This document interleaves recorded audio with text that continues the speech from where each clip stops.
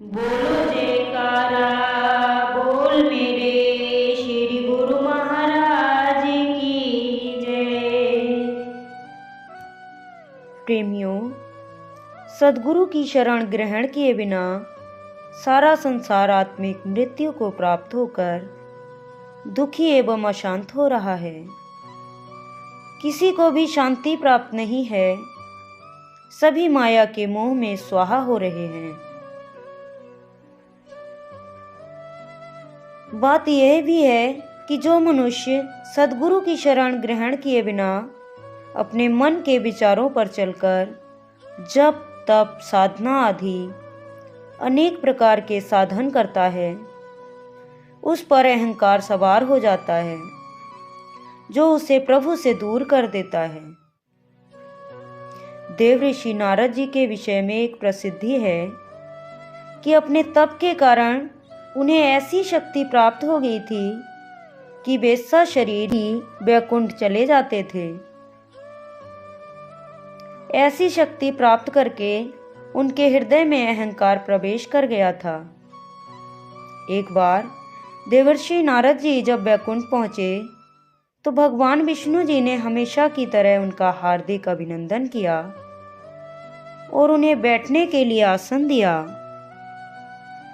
श्री हरि से कुछ देर वार्तालाप करने के उपरांत जब नारद जी विदा हुए तो प्रभु ने अपने अनुचरों को बुलाया और जहां से उठकर नारद जी गए थे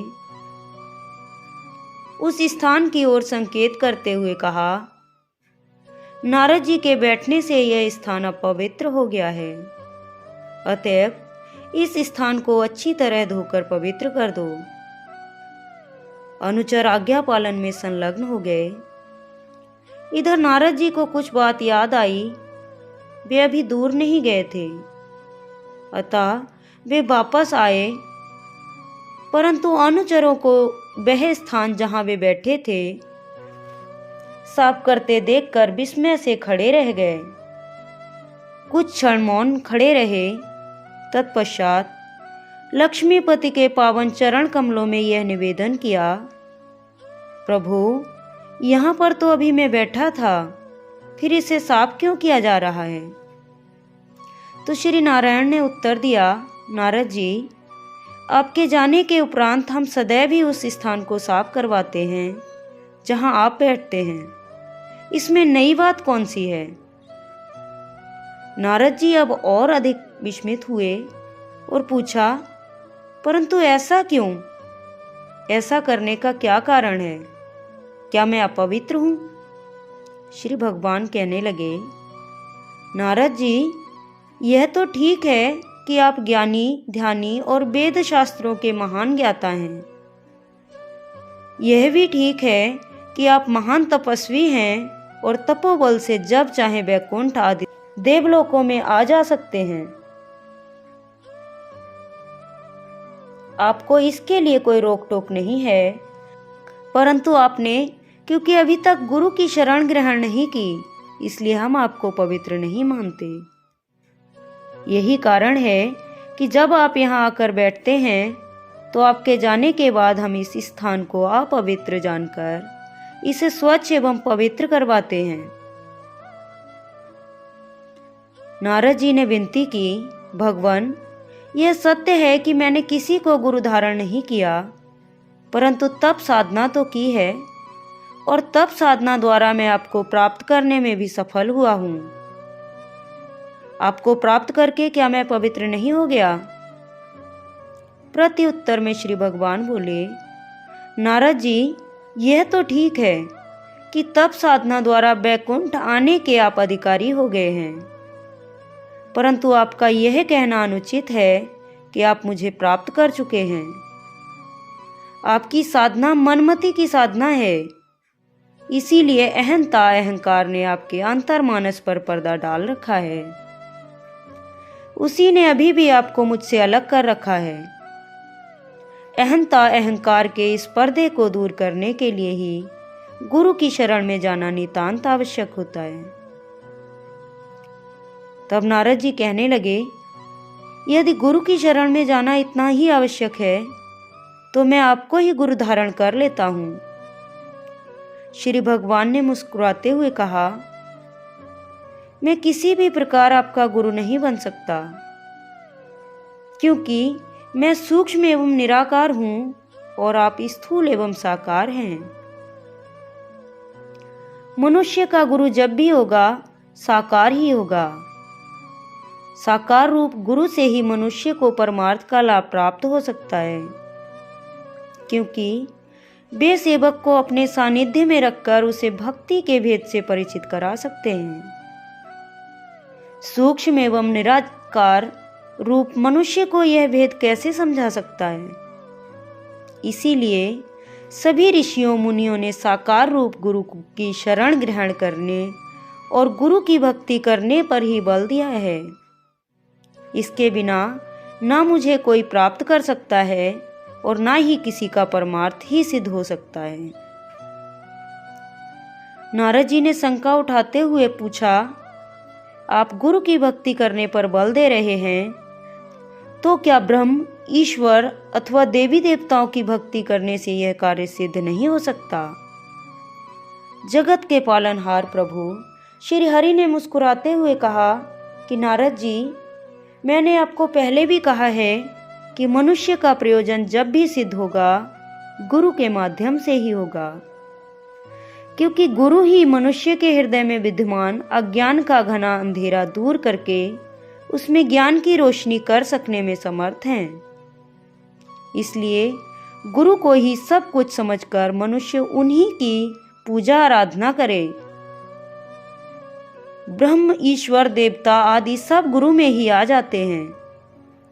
शास्त्रों में भी कहा गया है, गुरुर् ब्रह्मा गुरुर् विष्णु गुरुर्देवो महेश्वरा गुरुर् साक्षात परम ब्रह्म तस्मै श्री गुरुवे नमः।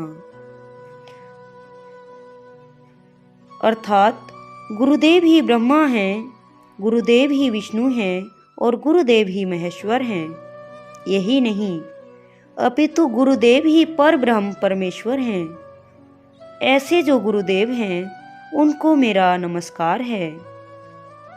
नारद जी ने निवेदन किया, प्रभु, ज्ञान दृष्टि तो मुझे पहले से ही प्राप्त है, फिर इसके लिए गुरु धारण करने की भला मुझे क्या आवश्यकता है?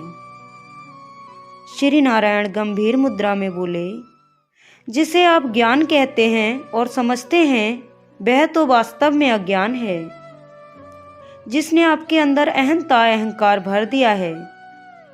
आप इस समय जो कुछ भी कह रहे हैं अज्ञान के वश होकर ही कह रहे हैं।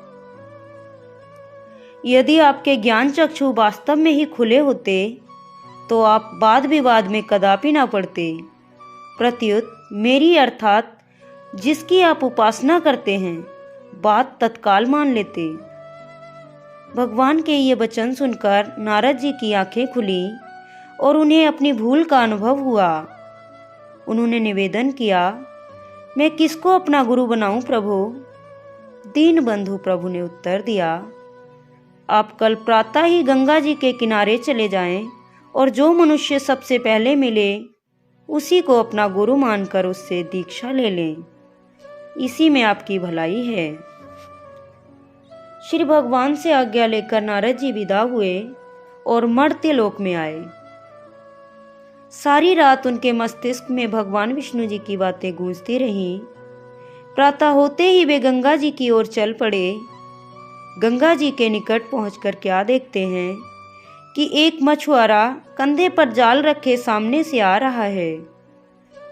उसे देखते ही नारद जी ने अपने माथे पर हाथ मारा और मुंह में बड़बड़ाते हुए कहा, यह कैसा अपशकुन हुआ?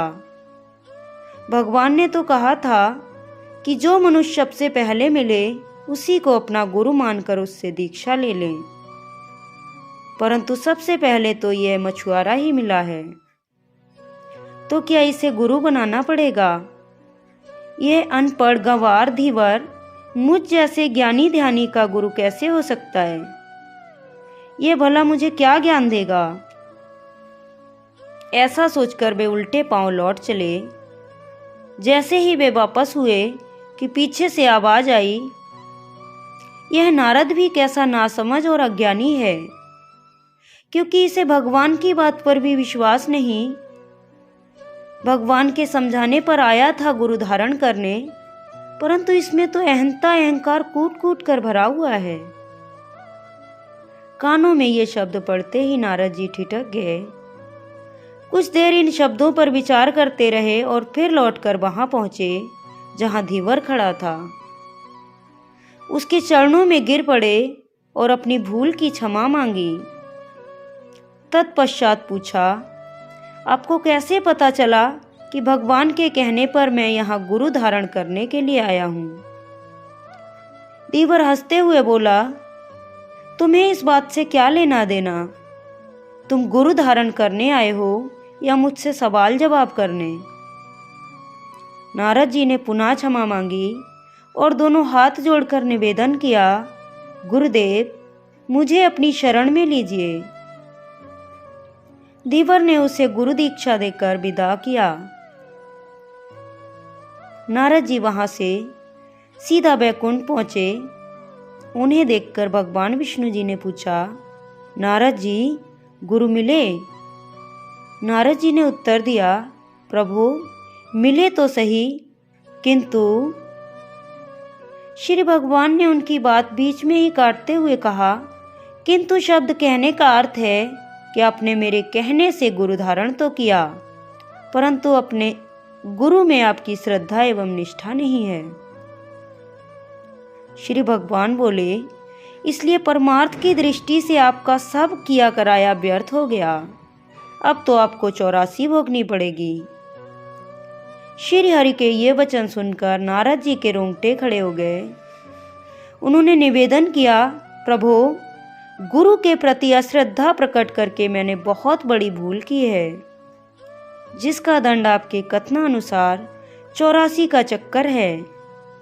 किंतु इस 84 से बचने का क्या कोई उपाय भी है?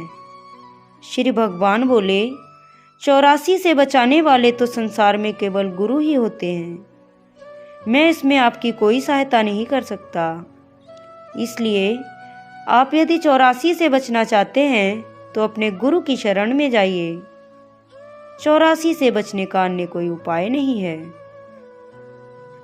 निराकार और साकार के विषय में ध्यान देने योग्य बात यह है कि परमात्मा का निराकार रूप न्यायकारी है और जीवों को उनके शुभ अशुभ कर्मों के अनुसार फल देता है। वह इस बात का निर्णय करता है कि किस किस कर्म के अनुसार किस किस योनि में जीव ने जाना है और कितने समय के लिए जाना है। इस प्रकार निराकार परमात्मा दोनों कर्मों का न्याय करके अपनी त्रिगुणमयी माया के द्वारा जीव को 84 लाख योनियों में भरमाता है। किंतु साकार रूप सद्गुरु दयाल रूप होते हैं और जीवों पर दया करने के लिए ही अवतरित होते हैं। वे जीवों की दुखपूर्ण अवस्था देखकर द्रवित हो जाते हैं, इसलिए दिन रात एक करके तथा अपने सुकोमल तन पर कष्ट सहन करके स्थान स्थान पर जाकर अपने सदुपदेशों द्वारा जीवों को प्रमाद की निद्रा से जगाते, मोह माया के पंजे से छुड़ाते, उन्हें भक्ति परमार्थ के पथ पर अग्रसर करते और 84 के चक्र से मुक्त कराते हैं। इसलिए सद्गुरु की महिमा निराकार परमात्मा से भी अधिक गिनी गई है। अब नारद जी पुनः मर्त्य लोक में आए और गुरुदेव की खोज में गंगा जी के किनारे पहुंचे। बहुत देर खोज करने के बाद उन्हें गुरुदेव के दर्शन हुए। नारद जी तुरंत उनके चरणों में जा गिरे और अपनी भूल के लिए क्षमा याचना करते हुए भगवान विष्णु जी के वचन दोहरा दिए। गुरुदेव ने हंसते हुए कहा, तुम अब फिर से विष्णु लोक जाओ और जो मैं कह रहा हूँ श्री भगवान से वैसा ही कहना और करना। ऐसा कहकर उन्होंने नारद जी के कान में कुछ कहा। नारद जी ने गुरुदेव को सादर प्रणाम किया और आज्ञा पाकर बैकुंठ के लिए प्रस्थान किया। वहां पहुंचकर नारद जी ने श्री भगवान को नमन किया और निवेदन किया, प्रभु जो 84 मैंने भोगनी है, कृपया उसका नक्शा बनाकर मुझे दिखा दीजिए। श्री भगवान के पूर्ण मात्र से 84 का नक्शा तैयार हो गया। नक्शा देखकर नारद जी उस पर लोटपोट होने लगे। तो श्री भगवान ने पूछा, नारद जी आप ये क्या कर रहे हैं? तो नारद जी ने नम्रतापूर्वक उत्तर दिया, 84 भोग रहा हूँ, क्योंकि वह 84 भी आपकी बनाई हुई है और यह भी आपने ही बनाई है। तब श्री भगवान सहर्ष बोले, नारद जी अब आप समझे कि कितनी सुगमता से गुरु ने आपको 84 लाख योनियां भोगने से बचा लिया। अब नारद जी जब गुरुदेव के चरणों में उपस्थित हुए तो उनके हृदय की अवस्था बदल चुकी थी। अब उनके दिल में गुरुदेव के प्रति पूर्ण श्रद्धा थी। उन्होंने अत्यंत श्रद्धापूर्वक गुरुदेव के चरणों में दंडवत प्रणाम किया। गुरुदेव ने उनके हृदय की अवस्था को जानकर कहा, अब तुम वास्तव में ही गुरुमुख बन गए हो और तुम्हारे दिल में गुरु के प्रति पूर्ण श्रद्धा उत्पन्न हो गई है। अब बैठ जाओ और आंखें बंद करके अपने अंतर में गुरु का ध्यान करो। नारद जी ने आंखें बंद करके गुरु का ध्यान किया तो अहंता अहंकार के सब आवरण छिन्न भिन्न हो गए और घट में उजाला ही उजाला हो गया। उस उजाले में नारद जी को गुरुदेव के ज्योतिर्मय स्वरूप के दर्शन हुए। गुरुदेव के इस अलौकिक स्वरूप के दर्शन कर वे आत्मविभोर हो गए। तभी अपने अंतर से गुरुदेव की आवाज़ सुनाई दी, नारद तुम गुरु को अनपढ़ समझ रहे थे, परंतु स्मरण रखो कि गुरु परम पुरुष अर्थात परम तत्व हैं। यही गुरु का वास्तविक स्वरूप है। इसलिए गुरु के अस्तित्व में तनिक भी संदेह करना अथवा अश्रद्धा रखना कदापि उचित नहीं है। अब तुमने गुरु के वास्तविक स्वरूप को जान लिया है, इसलिए अब तुम निगुरे नहीं रहे, अपितु गुरुमुख बन गए हो। अब तुम जहाँ जाओगे वह स्थान पवित्र जाना जाएगा। नारद जी ने आंखें खोली। गुरुदेव को सम्मुख देखकर उन्होंने दंडवत वंदना की। तत्पश्चात हाथ जोड़कर निवेदन किया, गुरुदेव मुझ पर अपनी कृपा दृष्टि सदा बनाए रखें। तब गुरुदेव ने नारद जी को भक्ति के गहन रहस्य विस्तार से समझाए। भक्ति का वास्तविक भेद प्राप्त करके वे धन्य हो गए। तत्पश्चात उन्होंने नारद भक्ति सूत्र की रचना की, जिसमें भक्ति तत्व का वर्णन बहुत ही सुंदर ढंग से किया गया है। अभिप्राय यह है कि मुमुक्षु अर्थात मुक्ति की अभिलाषा रखने वाले मनुष्य के लिए सद्गुरु की शरण ग्रहण करना परम आवश्यक है। श्रद्धा एवं निष्ठा के साथ सद्गुरु के वचनों पर आचरण करके ही मनुष्य भक्ति मार्ग में सफलता प्राप्त कर सकता है और अपना जीवन धन्य बना सकता है।